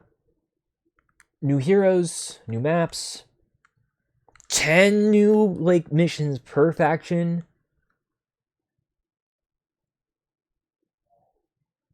God damn it.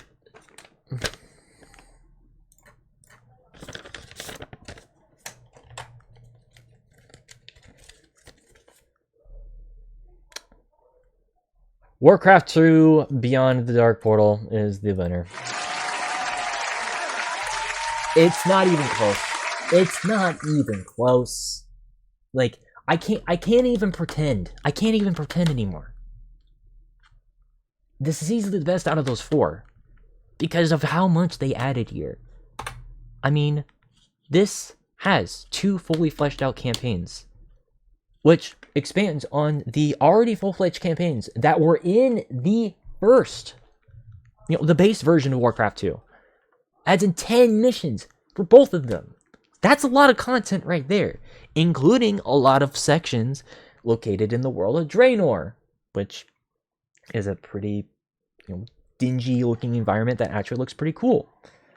And this game adds in 10 new heroes for you to be able to play as. That is a lot of content right there for an expansion. I mean, the only thing that this thing is missing is actual new units. I will admit, I kind of wish they would have had that. Although, to be fair, and I forgot to add this, but they also added it. They did add in other like heroes. They added in 6 side heroes, but that's still a lot right there for your buck. Like a lot of bang for your buck. There's some other stuff that they did. A lot of balance changes between different units, decreasing a lot of the points costs, so that's easier for you to build a lot of the new stuff in here. But also, well, this basically just kind of continued fleshing out the general storyline that Warcraft had, which of course would eventually lead to Warcraft 3. So, I know it feels like I'm rushing this, but I'm being genuinely serious when I say this is just objectively the best one here. It's not even a contest. So, like the other games just kind of added in like, you know, some cool stuff here and there. But like adding in 10 new missions for you to play with, well, 20 in total, 10 for each of the factions, the Alliance and the Horde.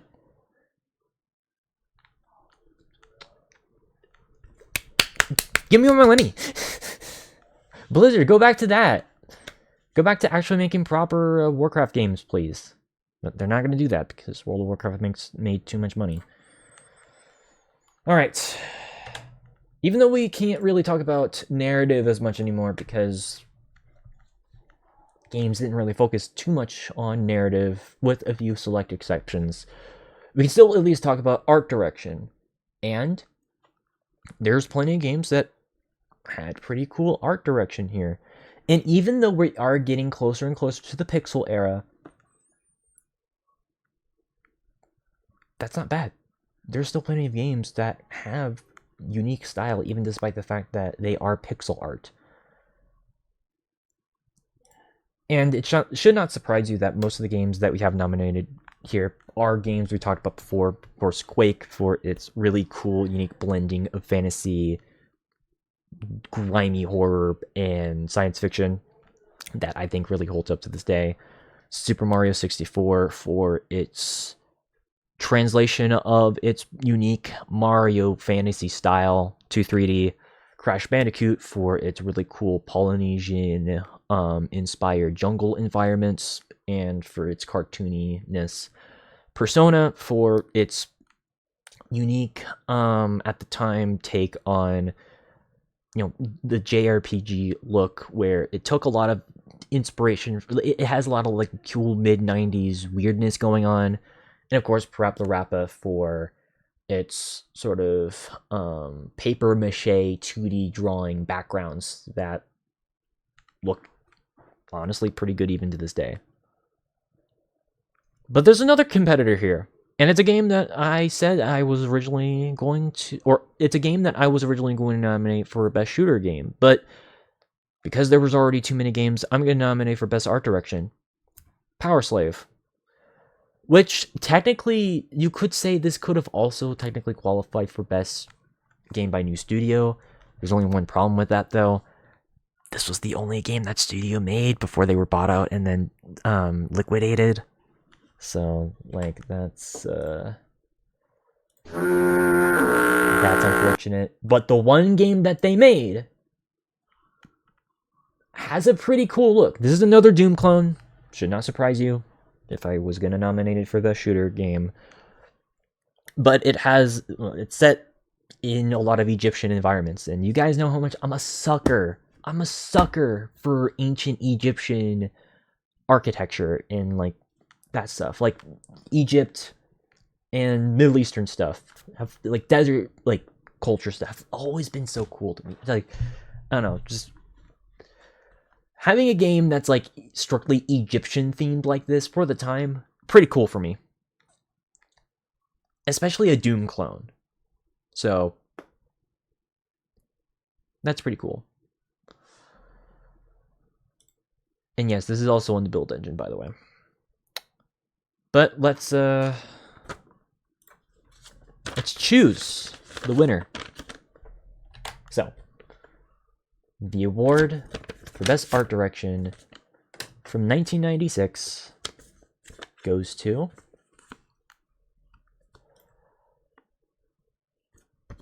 Parappa the Rapper. Parappa the Rapper. God, this is a hard name to say. Parappa the Rapper. Parappa the Rapper. Parappa the Rapper. Parappa the Rapper. Try saying that 5 times fast. You can't. But this game, yes, I know. I as I mentioned before, this is the game where you literally have your main character sing about him literally taking a wanting to take a shit. I know, it's that game, but this is actually a game that looks really cool and actually holds up to this day. It didn't even need the remaster 20 years later. I'd argue that they could have just ported it from PlayStation 1, kind of like they do with a lot of the more recent PlayStation 2 re-releases, and you could have called it a day right there. This is actually a excellent game as far as its art direction. It's, it's definitely kid friendly, which, shouldn't surprise you. This is a rated E10 game. Let me check to make sure that that is the case. Yes, it's rated E for everyone. But it's a game that is really, really held up because of its art direction. Because it has a 2D paper mache look to it. Or at least in-game. And it's kind of an anthropomorphic world, though that's not exclusive to animals, it's also with plants and stuff like that. It's confusing, but it is a very distinct and memorable style, especially for 1996. It's a game that I would argue, yes, is very of its time, but in a good way. I mean, I guess I'm biased because I like some stuff. I like a lot of stuff from the 90s anyways. Like, a lot of the stuff I ended up growing up with actually came from the 90s. So, I'd argue that this game actually holds up in that aspect. And, well, it's complemented by the songs. Yes, I know. Whatever. That better not become a fucking meme of mine, by the way. Just the song where you sing about taking shit. God. Whatever. The songs are catchy. The songs. I will argue though that the songs actually are pretty good, and they are bangers. Especially the one where you're singing with Mussolini, where you're, or even the fucking the chameleon guy, like the lizard dude with like that reggae song. That one's actually, I'm not gonna lie, that's actually a song that I remember playing quite a bit, like on certain playlists that I had. And, well, that then gets us into the fact, well, a bit of a bonus points for this. Not necessarily points for the art direction, but for this game as a whole. This game popularized rhythm games for better and for worse. But as far as music-based video games are concerned, you gotta thank Parappa the Rapper for at least pushing down the door for rhythm games as a whole. Because, well, without this, I don't know if Guitar Hero would be a thing. And, well, this studio, of course, would eventually make stuff like Viv Ribbon and the sequel to this game. Some of the games that I consider to be some of the best rhythm games, period. So, yeah, Parappa the Rapper. Pretty good. Pretty good as a... Yeah. Alright. Final award of the night. Game of the year. So, I already told you guys... I don't think anyone's going to disagree with my choices for Game of the Year. Because, holy shit, 1996, as you saw, low-key, one of the best years in gaming history. And I didn't even realize it. At first, I thought it was going to be one of the worst. But it turns out it was actually one of the best. And I think... the games that I have here really represent the best aspects as to why I think 1996 was in fact a banger year. So these are the games that I ended up choosing. So mostly games we already nominated and gave wins to, but still games that I think are worthy and pretty much represent everything that was amazing about 1996. Wing Commander 4 for, the fact that simulation and strategy games were fucking fire that year, and for bringing in some amazing talent to help with that. Resident Evil for really kickstarting a lot of the survival horror, like basically popularizing survival horror games and cementing horror as a legitimate genre that can be taken seriously in gaming to a lesser, it's a mixed results, but at the end of the day, that's worth something, right? Quake for really changing the game as far as upgrading from a lot of other Doom clones and, being an evolution in that sort of space. Super Mario 64 for its, amazing translation of its original art style to 3D, and for being one of those platformers that pretty much did set the standard a bit higher. Elder Scrolls Daggerfall for its freedom of choice as well, also with its massive open world map, its customization, and its your abilities to really customize your character to how you truly want them to be, especially for this time period. That's a big deal. And Tomb Raider for being a fantastic little action adventure exploration game where you're just a badass shooting a bunch of ancient guardians and a bunch of tomb robbers. So I think probably the only game on here that people would probably change would be replacing Wing Commander with, I don't know, something like Crash Bandicoot. And I will admit, Crash Bandicoot is, I guess that's an honorable nominee here. But I think Wing Commander, for, at least in my opinion, deserves to be on here. And I think everyone else is going to agree that these games deserve to be here as well. But you know what I say. There can only be one winner. And if you guys know me, you probably guess what it's going to be. So, the final award is here. So, the Game of the Year of 1996, the award for Game of the Year for 1996, whatever, goes to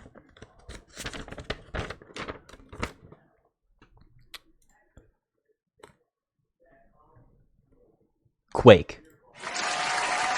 Ha. You guys probably thought I was going to choose Resident Evil, because that was the only one I didn't nominate, I didn't give a win to.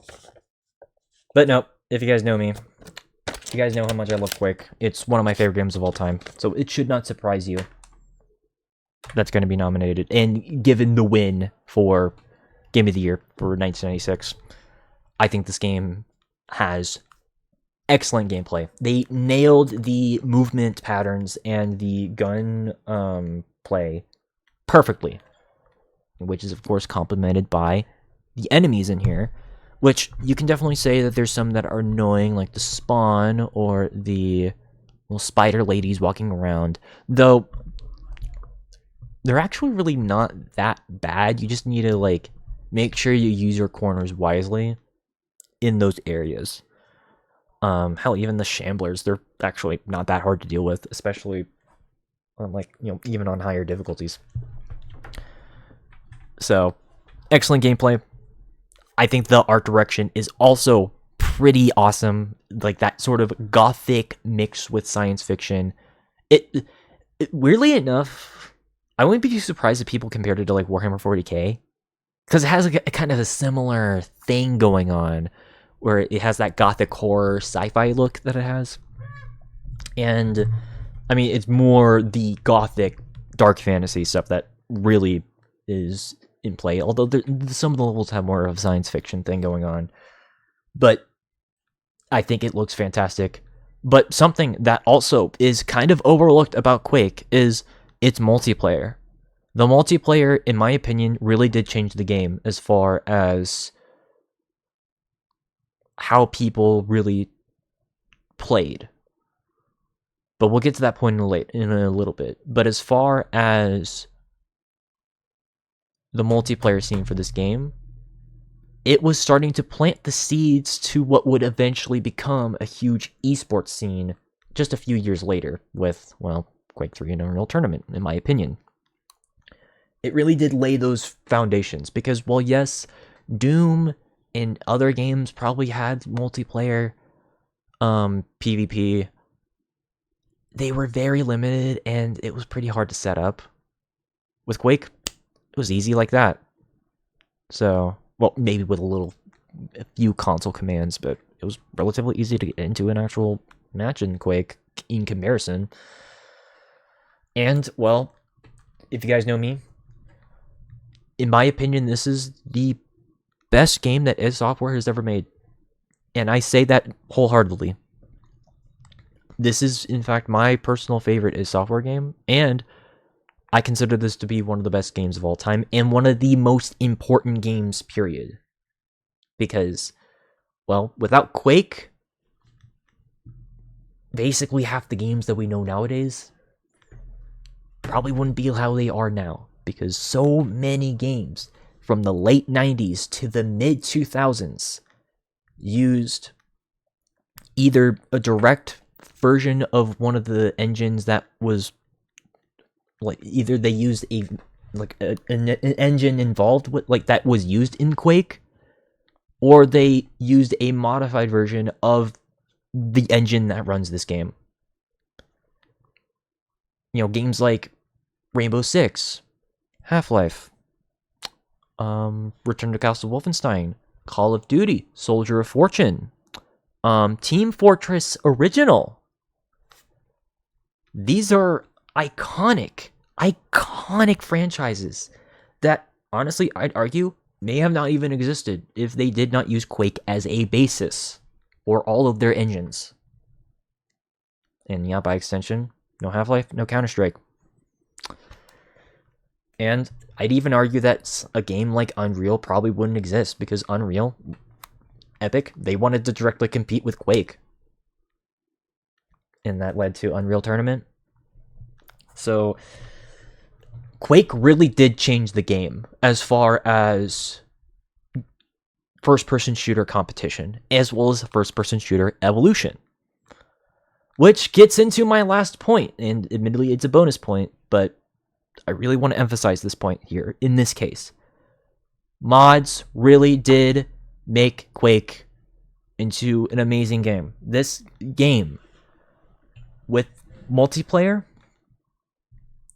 really did bring a much more expansive modding scene that led to some of the biggest franchises to have been made.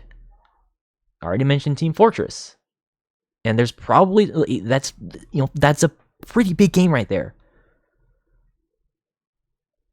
So, I rest my case. Quake is a fantastic game. In my opinion, one of the best games of all time. And easily the game of the year in my mind.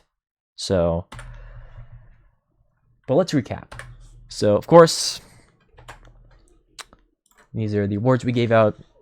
Best game by new studio we gave to Crash Bandicoot. Best action adventure we gave to Tomb Raider. Best platformer we gave to Super Mario 64. Best RPG we gave to Elder Scrolls Daggerfall. The best shooter game we gave to Quake. Best sim strategy we gave to Wing Commander 4. We did not give Wipeout 2097 the win. We gave that to Mario Kart 64. I know I'm a hack. I'm fraud now. Because I forgot to change that. Because, again, I mentioned that I almost forgot about Mario Kart 64. So, Wipeout was going to be the winner. Close, but no cigar. Best expansion went to Warcraft Beyond Dark Portal. Best art direction went to Parappa the Rapper. And, of course, Game of the Year went to Quake again. As far as my personal top 10 favorites, admittedly, this one is a very tentative list, so keep that in mind, but there's plenty of games from 1996 that I actually really like, but as of right now, This is my top 10 in no particular order: Resident Evil, Wing Commander 4, Tomb Raider, Super Mario 64, Red Alert, Elder Scrolls Daggerfall, Parappa the Rapper, Duke Nukem 3D, Mario Kart 64, and Quake. And, well, we got ourselves a lot of honorable mentions here. It's insane. So, yeah. So we got Terra Nova, which is an action-adventure game made by Looking Glass. I got Fantasy and Star General, which are two real-time tactics games in the general series that I think were actually pretty cool. Descent 2, which is a sort of first-person, spacey first-person shooter combat simulation hybrid game, much like another Descent game we talked about earlier, which is pretty nice. Dragon Force, which is a strategy RPG hybrid game, which was on the Sega Saturn. That was pretty cool. Legend of Oasis, which was a pretty decent little RPG that was on the Genesis as well. Fire Emblem Genealogy of the Holy War, which was on the Super Nintendo, but only in Japan. But, you know, it's been a while since we talked about Fire Emblem. Wanted to give it a shout out here. Final Doom, which was kind of a expansion turned into full-fledged game that was released a week or two before Quake, which is fine. So, this one's awkward for me because I know I haven't really talked about this franchise until now. Harvest Moon. I know I missed plenty of its games from the other lists, but like, it's a farming simulation game. I wanted to at least give it some acknowledgement because I kind of felt bad. So, a late Super Nintendo release, by the way. So, keep that in mind. Dark Savior, which was another Sega Saturn game that I want to give a shout out to. Crusader No Regret, which is a top-down third-person shooter that actually looked kind of cool. Donkey Kong Land 2, which was one of the last Game Boy original games. Wanted to give it a nod. Syndicate Wars, which is another strategy game, which was the sequel to Syndicate from 93. And, well, not necessarily for its gameplay, but for just kind of its sort of, I don't know, atmosphere. Star Wars Shadows of the Empire, which I know is a game that has aged in a lot of ways. It is a game that has aged poorly, but it's a guilty pleasure of mine. So, yeah. But yeah, that was, in fact, the Caspian Game Awards for 1996. So, but before I end this, though, I do want to give a bit of an acknowledgement. I do want to give a bit of acknowledgement because, well, let's just say that something happened today that I learned about that was a pretty big deal to me. And if you guys know, of course, you guys know I love emo music. It's in the name of my profile. Emo, punk, post-hardcore, that whole scene means a lot to me. And it is unfortunate for me to say that, well, Bob Ryer, the former drummer of My Chemical Romance, was found dead last night. And that hurts me a lot. Granted, I know Bob Ryer was a very controversial person for a lot of people, and trust me when I say this, I didn't necessarily like everything that he's done, but at the same time, he was the drummer during their recordings and their touring of the Black Parade, one of the best albums to have ever been made, and an album that means a lot to me. And so I just wanted to take some time to just kind of, give a bit of a moment of silence in memory of someone who was a part of one of my favorite bands and contributed to one of the best albums ever. So I wanted to take a moment of silence.